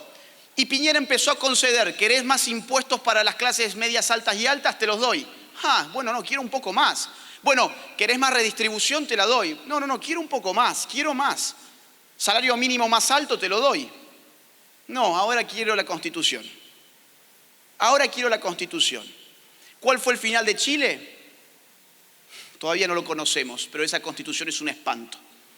Vamos a ver si se aprueba o no. ¿Y quién termina ganando poquito después? Boric. ¿Qué pasa en Perú? Llega un maoísta llamado Pedro Castillo, vinculado con Sendero Luminoso, a la segunda vuelta y le gana a Keiko Fujimori. ¿Qué pasa en Colombia? En Colombia explotó el estallido en noviembre del año 2019 y meses más tarde va a explotar en Perú. En Perú termina ganando el maoísta y en Colombia se define en los próximos días qué va a pasar, pero Petro, el comunista, vinculado también con las guerrillas colombianas, encabeza las encuestas y es el favorito de este momento por lo menos. Fíjense ustedes cuáles eran los 4 países que dijimos que no habían caído en la primera ola del socialismo del siglo XXI: Chile, Perú, Colombia y México. Los 4 hoy, salvo Colombia que está por verse, digamos, los 3 ya son socialistas y Colombia está en un problema muy serio. La segunda ola del socialismo del siglo XXI tuvo su éxito y es lo que estamos viviendo hoy. Este es el mapa, vamos a la próxima, de la región hoy, que se está tiñendo todo de rojo, y de los países relevantes, ¿sí?, en términos económicos, demográficos, territoriales, están hoy muy complicados, que son 2, Brasil y Colombia. Los 2 tienen elecciones este año. Lula ha sido liberado en Brasil, está haciendo campaña ¿dónde? Se fue a México, se vino a Argentina. ¿Por qué viaja a otros países si él tiene que hacer campaña para que lo voten los brasileros? Va a buscar, ya saben, apoyo internacional. La izquierda se apoya internacionalmente, la derecha no. Y eso es un gran problema que va a haber que resolver. Entonces, vamos a una más, y ya sí, el último tema. Miren, yo creo que acá hay que replantear la estrategia. Y se está replanteando. Y una figura clave en este replanteo de la estrategia es precisamente Javier. Porque Javier ha articulado 2 lógicas muy distintas. Próxima. Las 2 lógicas muy distintas que ha articulado Javier es la de la batalla política y la de la batalla cultural. Son 2 juegos distintos. Estás hablando de básquet y de fútbol, ¿sí? La batalla cultural genera, por ejemplo, algo llamado opinión pública. Un político en campaña en general no está buscando cambiar la opinión, tiene muy poco tiempo, él tiene que ofertar a una demanda que ya está constituida. La batalla cultural se hace en otro momento y en otro plano, bajo otras reglas muy distintas. La batalla política es una batalla por los votos, la batalla cultural es una batalla por las mentes, vamos a decirlo así. Si nosotros solamente damos batalla cultural y no tenemos a nadie para poner después en la política, ¿qué ocurre? Sí, muy lindo, cambiemos la opinión pública, pero vienen en unas elecciones un grupo de personas y te dicen, no, nosotros también somos liberales y vamos a bajar los impuestos. Se terminaron las elecciones y te subieron los impuestos. Es decir, te prestás al engaño. O te dicen, yo voy a defender la vida del no nacido. Pero cuando necesito tapar mi caos económico, te abro el debate del aborto para salvar mi gobierno. Y no lo salvo nada. Ahora, si diéramos solamente batalla política y no batalla cultural, estaríamos siempre presos de una demanda que nosotros no ayudamos a constituir, de una opinión pública sobre la que no impactamos y en que nos convertimos en casta política. La casta política de Juntos por el Cambio gobierna así, la batalla cultural no le importa, miden con sus encuestas a ver cuál es el estado de opinión y en consecuencia reorganizan su discurso político. Son eso. En cambio, lo que voy a denominar ahora, sí para cerrar, nueva derecha, articula las dos lógicas. Batalla cultural, batalla política. Hay quienes están para dar la batalla cultural, hay quienes están para dar la batalla política y hay quienes están para dar ambas, como el caso de Javier, que de hecho da un salto de la batalla cultural a la batalla política.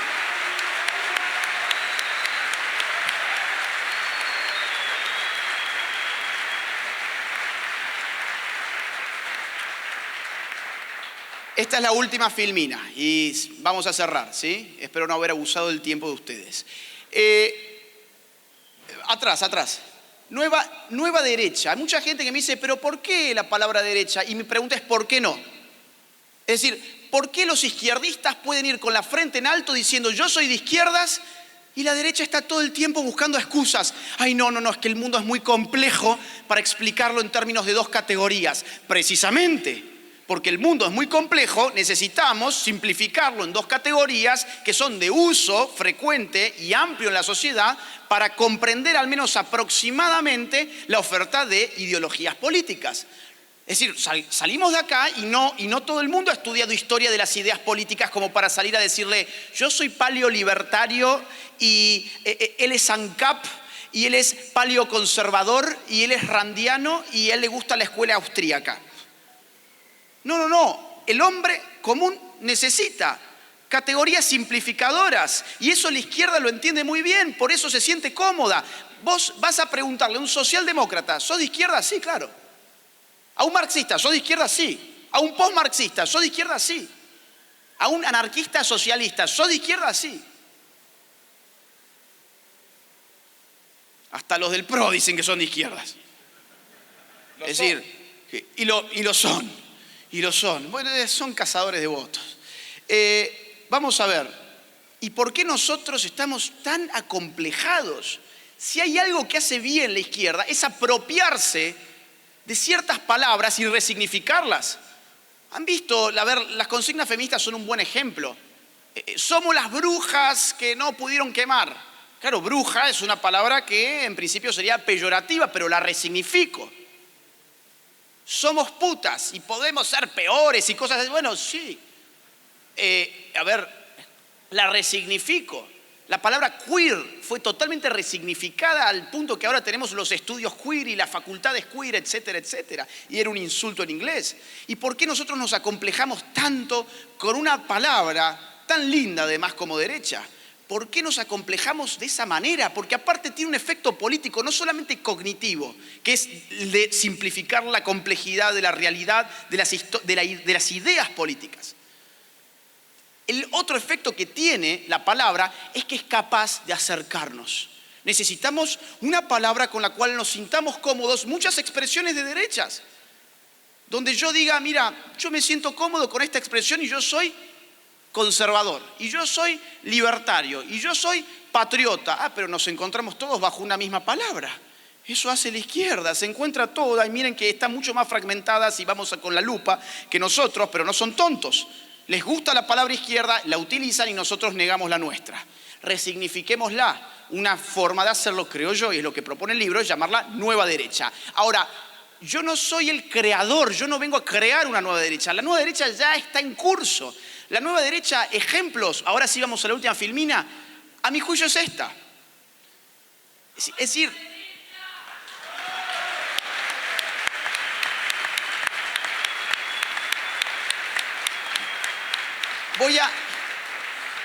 voy a mencionar algunas particularidades muy rápidas, ¿sí?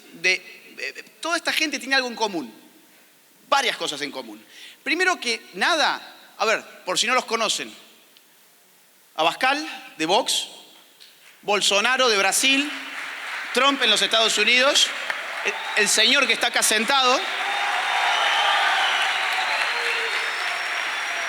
José Antonio Kast, en Chile, y podríamos haber agregado quizás a Rafael López Aliaga en Perú. Claro, son distintos tipos de derechas, pero cuando uno pone la lupa y se fija quiénes están acá adentro, te empezás a encontrar libertarios, no progresistas, conservadores, no inmovilistas, y patriotas no estatistas. En distintas proporciones, yo no voy a decir que es una mezcla perfecta, pero cuando uno hace la lupa encuentra, primero que nada, una articulación entre esos sectores. Y cuidado, una articulación no es lo mismo que una alianza. La alianza la definía muy bien Lenin. Golpear juntos, marchar separados. No somos lo mismo, no nos mezclamos. Ahora tenemos un enemigo común, le pegamos, pero al día siguiente yo ya no estoy con vos. Eso es demasiado pasajero. La articulación es otra figura. En la articulación nos confundimos, nos enriquecemos. Confundirse en el sentido de fusionarnos. Nos entendemos, valoramos lo que la otra posición tiene para dar. ¿Cómo articulamos estas posiciones tan distintas? Reconociendo lo que tiene de fortaleza cada posición. ¿Cuál es la fortaleza del libertario? Su antiestatismo. Esto es como un equipo de fútbol. Yo quiero mi delantero. Bueno, yo quiero mi libertario en la nueva derecha que sea quien le ponga un límite muy claro al Estado. Quiero ese tipo en mi equipo. ¿Cuál es su máxima virtud? La economía. Pero además que concibe la libertad amenazada históricamente por el Estado. Entonces me va a controlar al Leviatán, lo va a reducir. Quiero ese tipo. El conservador, ¿cuál es su virtud? Pues que entiende mejor que nadie que las cosas valiosas en la vida tardan mucho tiempo en hacerse y muy poco tiempo en destruirse. Las cosas valiosas de verdad, necesitan de tiempo, necesitan de generaciones que se vayan enseñando mutuamente. La civilización depende de esa antorcha que se va pasando de una mano en otra, pero se puede destruir en un segundo. Y el conservador es el primero que te dice, ups, mira, esto del feminismo no me gusta nada, acá hay un problema. Y quizás las otras posiciones dicen, ay no, pero estás exagerando, ¿no? Y después terminamos dándonos cuenta que, por ejemplo, hoy el conservador le podría decir al libertario, fíjate cómo terminó en estatismo el feminismo. Tenemos burócratas y parásitos vendiéndonos ideología de género con nuestros impuestos por doquier. Nos condicionan la educación de nuestros hijos, la libertad de culto, la libertad de expresión, hasta en INADI te controlan el lenguaje, y todo eso con una teoría llamada, en este caso, ideología de género. Yo quiero ese tipo en mi equipo porque prevé estas cuestiones intangibles y son muy importantes. ¿Y el patriota qué me da? Y el patriota es el que mejor ve el peligro globalista. Es el que mejor está mirando, esto de la Agenda 2030 no me gusta nada, vamos a estudiarlo. Este crecimiento de los organismos internacionales que no son otra cosa que leviatanes articulados entre sí, no me gusta nada. ¿Por qué? Porque está poniendo en peligro la soberanía de mi nación y en algún momento yo no voy a tener ni siquiera dónde exiliarme, podría decir el libertario. Yo quiero ese tipo en mi equipo también. ¿Cómo nos juntamos? Reconociendo lo que el otro tiene para dar. Pero tenemos que hacerlo, tenemos que reconocerlo. Esta gente lo hizo. Fíjense que además todas estas personas se han desembarazado de algo. Han cortado radicalmente con lo que podemos llamar la vieja centro-derechita cobarde y el centrismo bien pensante. ¿De quién se despega Abascal? Vox. ¿De quién se despega? Del PP, que se estaba corriendo hacia la izquierda sin freno. ¿De quién se despega Trump? Del establishment del Partido Republicano a tal punto que él crea su propia línea interna, MAGA. ¿De quién se despega Kast? Del piñerismo. El piñerismo termina saliendo cuarto. ¿De quién se despega López Aliaga en Perú? Del fujimorismo. ¿De quién se despega Javier Milei en Argentina? De la mentira de que por el centro se puede combatir a la izquierda dando tu voto a Juntos por el Cambio.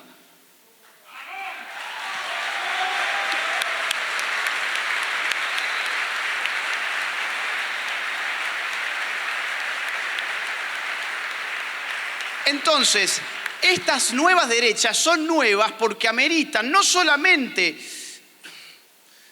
un asco acumulado por las izquierdas, sino también por el centro y por el centro-derechismo políticamente correcto, progresista y globalista. Y eso es lo que han hecho todos estos sujetos que ustedes ven en la pantalla. Entonces, se puede, claro, todos han tenido mucho éxito. Tercera fuerza en España, Abascal. Bolsonaro, presidente del Brasil. Trump, contra todos los pronósticos, ganó en el 2015 su interna y en el 2016 a Hillary Clinton. Después se lo comió una pandemia, pero todavía es una figura política que está en carrera para algunos años más adelante. Javier, es decir, Javier en un año crea un partido político, se convierte en la tercera fuerza en la capital federal, tracciona votos para meter gente en el Congreso y ahora poco después se convierte en la figura más popular para la presidencia de la nación, según las encuestas.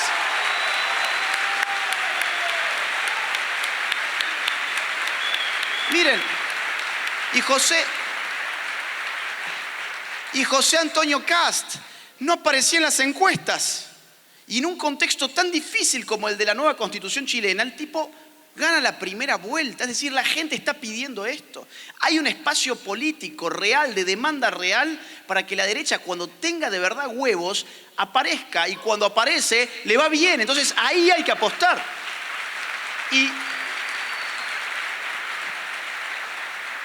Y cierro con una sola cosa más. No voy a hacer más análisis sobre esto, podremos estar toda la noche, porque las características, insisto, son muy significativas, es un fenómeno nuevo. Una cosa más sí quisiera decir. Fíjense que la segunda ola del socialismo del siglo XXI ya no llega con esa retórica antiimperialista, vamos a expropiar. Te llega con una lógica mucho más sutil de lo que podríamos decir la dialéctica continuidad o cambio. Continuidad o cambio. ¿Quién es la continuidad en Chile? El piñerismo. ¿Quién es el cambio? Boric. ¿Quién es la continuidad en Perú? El fujimorismo. ¿Quién es el cambio? Castillo. ¿Quién es el cambio en Colombia? Petro. ¿Quién es la continuidad? Fico Gutiérrez. ¿Quién fue la continuidad en México? El PAN, el PRI y el PRD. ¿Quién es el cambio? Morena. López Obrador. La derecha no ha sabido incorporarse en esa dialéctica mostrándose a sí misma como cambio. ¿Por qué? Porque del centro al centro derecha no pueden presentarse como cambio. En cambio, una nueva derecha sí que es un cambio. Fíjense ustedes, nadie puede decir que Vox no es un cambio en España. Nadie puede decir que Bolsonaro no ha sido un cambio para Brasil. Nadie puede decir que Donald Trump ha sido un cambio para la historia de Estados Unidos. Nadie puede decir que lo que trae Javier Milei a la Argentina no sea un cambio. Nadie puede decir que lo de Kast no haya sido una intención de cambio también. Entonces, juguemos con esa misma dialéctica.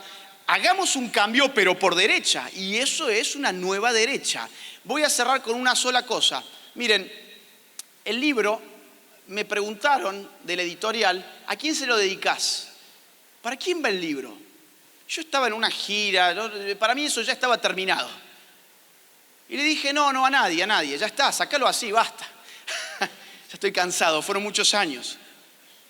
Y de la editorial me dijeron, ok, pero no sé bien por qué a la semana siguiente me vuelven a preguntar lo mismo. No sé si no se percataron de la respuesta o si se confundieron, pero me vuelven a preguntar lo mismo. Yo ya no estaba en la gira y lo repensé y dije, bueno, a ver, ¿a quién se lo dedico?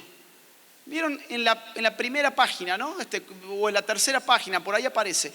¿A quién le dedico el libro? No, a nadie en concreto. Se lo quiero dedicar a un conjunto de personas. A un conjunto de personas que creo que nos identificamos mutuamente. ¿Saben por qué? Porque ese conjunto de personas somos los que estamos resistiendo. Por eso el libro está dedicado a los que están resistiendo. ¿Quiénes son los que resisten?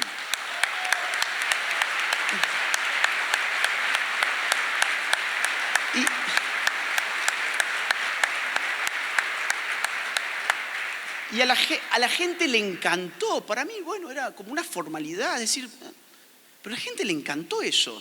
¿Y saben por qué? Porque estamos hartos. Y nos sabemos en resistencia. ¿Quiénes son los que resisten? Resisten las personas que quieren cuidar su ingreso y su propiedad y que sin embargo están siendo aniquilados por el Estado, aplastados por un Estado cada vez más interventor. resisten los padres de familia que quieren educar a sus hijos en sus valores, en sus normas, y que tienen un Estado que se quiere meter con el niño incluso sexualmente.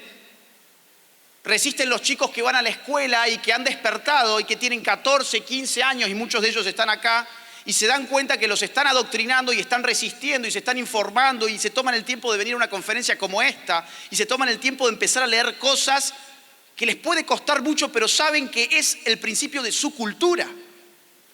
Están resistiendo los que van a la universidad y que tienen que pasar por esa trituradora que son las facultades, por ejemplo, de humanidades o de ciencias sociales, que no te enseñan nada, te meten basura en la cabeza y te mandan a buscar trabajo. Y después el trabajo que buscan es en el Estado, porque nadie los quiere contratar. Y que sin embargo resisten y se le paran a un profesor y se le paran a sus compañeros y que están solos, pero tienen argumentos y debaten. Están resistiendo los hombres, demonizados por la cultura feminista contemporánea, a los cuales se les está haciendo creer que su masculinidad es tóxica y a los cuales se los invita a autodenigrarse.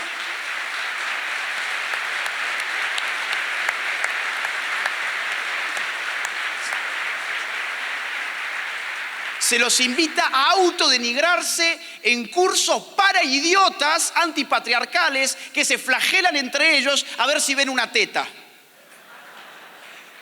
Están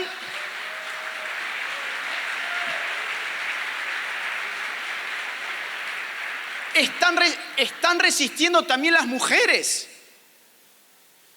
que se dan cuenta que el feminismo era un colectivismo y se dan cuenta que esas mismas que te decían que te tenías que empoderar, si ya no repetís lo que ellas dicen, sos menos mujer que ellas. Ya no te mereces llamarte mujer.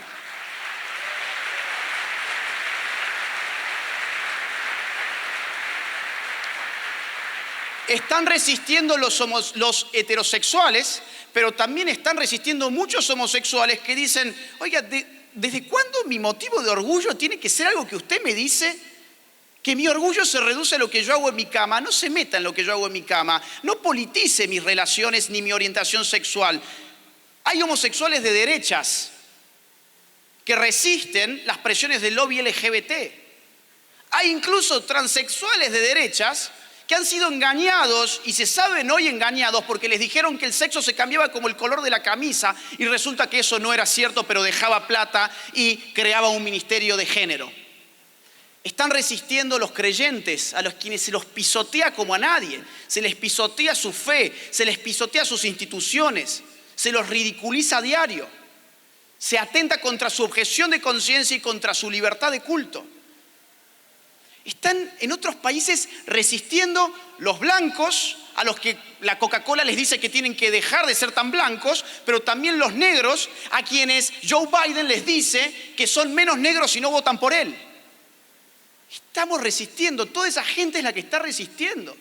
Está resistiendo esa juventud que se da cuenta que no hay nada de rebelde en repetir lo que te dice Naciones Unidas, todos los partidos desde la izquierda hasta la centro derecha, lo que te dice CNN, lo que te dicen las fundaciones de Soros, Rockefeller, etcétera, lo que te dice Hollywood, lo que te dice Netflix. No hay nada de rebelde en eso. ¿Te pensabas que estabas haciendo la revolución? No, sos una pobre pieza de un sistema que está armado para usarte como títere. Y vos que te diste cuenta también estás resistiendo. Para todos esos está dedicado el libro. Y yo quiero cerrar, ahora sí, ya me callo la boca, con un mensaje final. A los jóvenes, sobre todo porque esto está lleno de jóvenes. Chicos, sean mejores que nuestros adversarios. Ser mejor no solamente en tengo mejores intenciones, tengo mejores valores. No, soy mejor porque estoy mejor formado. Porque sé lo que pienso, conozco mis ideas, las aplico y gano en los contextos donde tengo que debatir. Sean mejores que sus adversarios. Entrénense para la batalla cultural, porque va a ser muy larga y muy dura. No tiene límite de tiempo. Sean los mejores, pero ser los mejores no es estar, me voy a formar con un videíto de TikTok. Me voy a formar con un tuit de 140 caracteres. Ni siquiera con un video de YouTube. Comprométanse con una formación seria. Comprométanse con la cultura. Háganlo por amor propio, como dijo Nicolás, en primer lugar, y después por amor a una causa. fórmense, lean. ¿Saben cuál es la diferencia entre una persona formada y otra que no está formada? La lectura. Lean, sean personas formadas, porque una nueva derecha necesita mentes claras, formadas, que salgan a dar la batalla cultural. Y para los padres, eduquen a sus hijos, pero para educar a sus hijos, ustedes primero tienen que estar educados, porque no pueden dar aquello de lo que carecen. No puedo educar a un hijo si yo primero no tengo, por ejemplo, educación política. ¿De qué políticas le voy a enseñar a mi hijo si yo no tengo educación política? ¿De qué historia le voy a explicar a mi hijo si yo no sé qué es lo que pasó en la historia? Ay, no, es que no tengo tiempo. El día dura 24 horas. Trabajan una jornada 8 horas. Duermen, voy a ser muy bueno, 8 horas. Les quedan 8 horas más. No, bueno, pero me tengo que bañar, me tengo que ir al baño, tengo que llevar a los chicos al colegio, yo tengo que ir al colegio. ¿Y qué más? Tengo que comer, ok, ¿y qué más? Bueno, tengo que ver Netflix y si el capítulo está bueno me veo 3 más. Y tengo que ver TikTok y tengo que estar haciendo así durante horas, tirado en mi cama en las redes sociales. Utilizamos 3 horas 43 minutos en promedio las redes sociales en América Latina. Y me dicen que no tienen tiempo. Organicen su día, fórmense. Necesitamos soldados de batalla cultural formados. Y hoy es muy fácil acceder a los libros. Hoy es muy simple. Esa es la invitación. Vamos a dar esta batalla cultural y vamos a salvar no solo Argentina, sino el continente. Gracias.